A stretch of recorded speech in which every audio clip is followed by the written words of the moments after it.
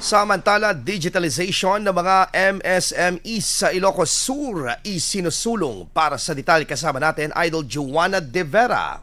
104.7 IFM. Report!